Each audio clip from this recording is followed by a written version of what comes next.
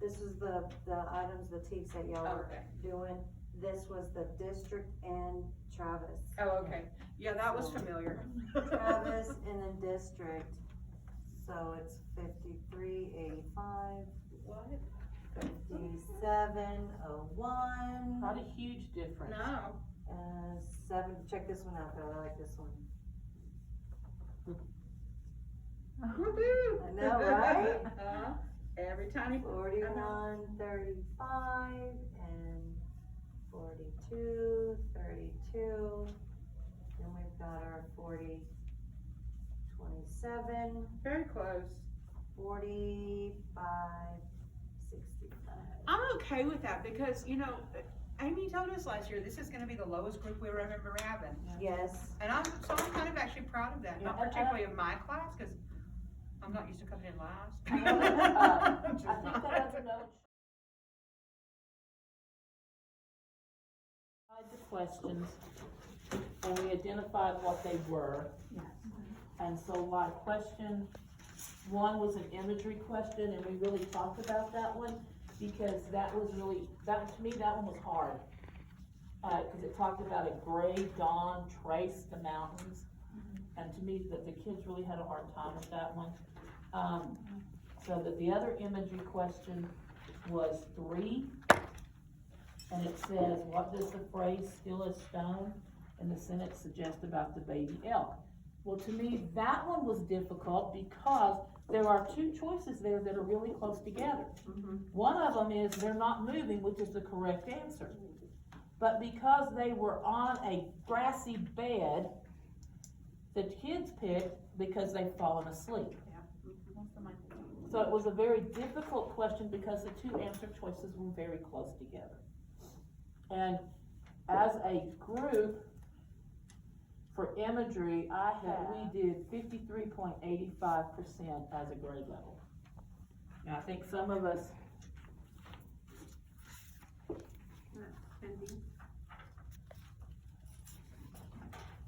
trying to see if it's broke down. But they're in 2 different ones, 1 and 3. Yeah.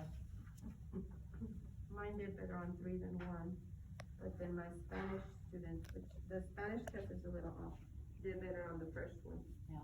I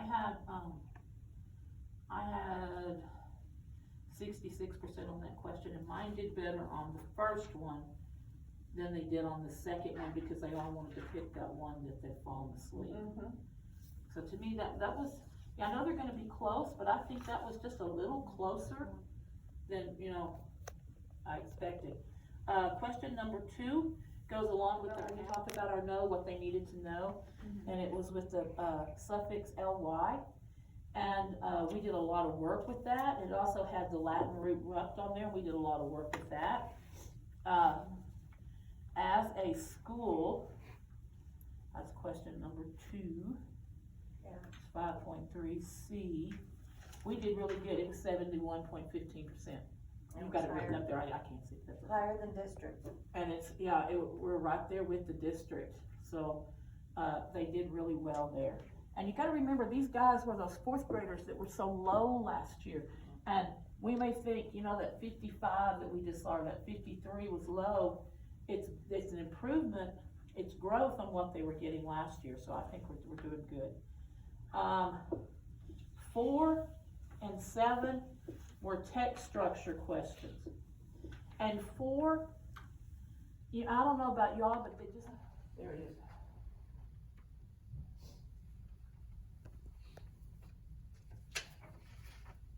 And we've really been working on text structure, and our next week, text structure, we get it again, very heavy. I believe it's sequence again, it's cause and effect, and problem solution. So we've got 3 of them coming up in the next week's lesson, okay? So, and question number 4 had the transition work. I don't know about y'all, but question number 7 really caused me a lot of stress. Because any other time, they would copy word for word anything they were doing. And when I told them they needed to give me details from the story, they did not want to copy. I said, you need to copy. I said, in this instance, we want you to copy from the story. And it was really hard to get them to, you know, to do it, cause they kept going, well, you're not supposed to copy. I said, in this instance, they're asking you to. They're asking you to, so mine really struggled with number 7, I think. And then, I don't know about y'all's clues. And I was really upset about that because we had been practicing using a dictionary, even if it was context clues. If there's an underlined word, they need to go look it up. And the question that caused the most difficulty on that was question number 6. Look at 6. And it talks about scanning. She was watching a screen connected to a sensor that scanned the ground below. Now, when I teach them reading, I tell them, make sure you scan through the passage, scan your questions. So to them, scan means to quickly look at it and go on. So they were picking G, look at it quickly, right? Mm-hmm. But what they did notice, and we talked about this later, that if they looked in the question, it wasn't the person scanning. A human wasn't scanning. A screen connected to a sensor, a machine was scanning. And we need to know that a machine is not gonna scan like a person does, quickly and completely, not completely. So We they have to needed go back in and tell them there's multiple Yeah, meanings. that's what we Right. talked about. Yeah, and we've been doing multiple meaning words with this, we just need to do more, I think.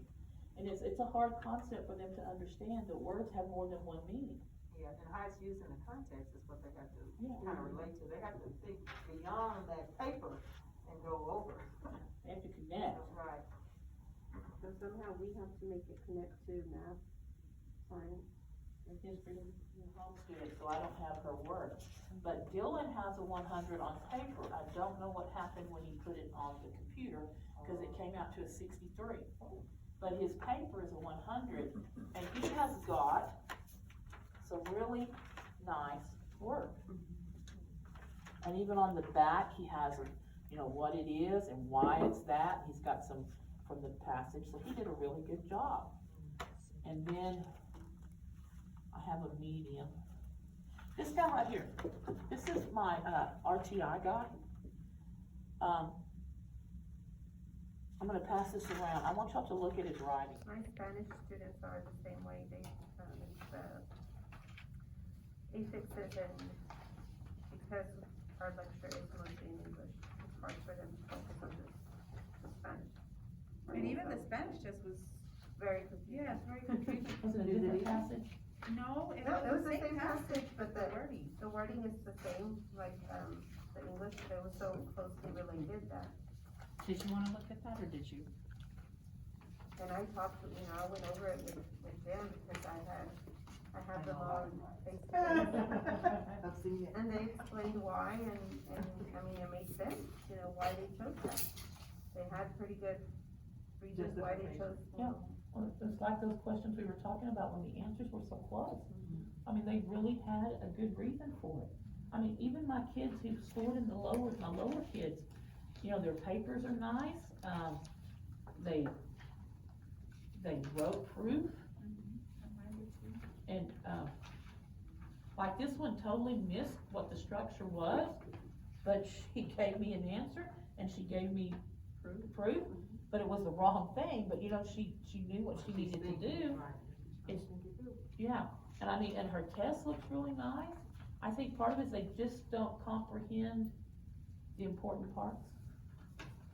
And that's a hard thing to teach. And it's like with Nathan, instead of having him write, I just let him circle information in the passage. And we've talked about that if he sees the same thing over and over, or if he sees, dates or words or what, then that he's to circle that.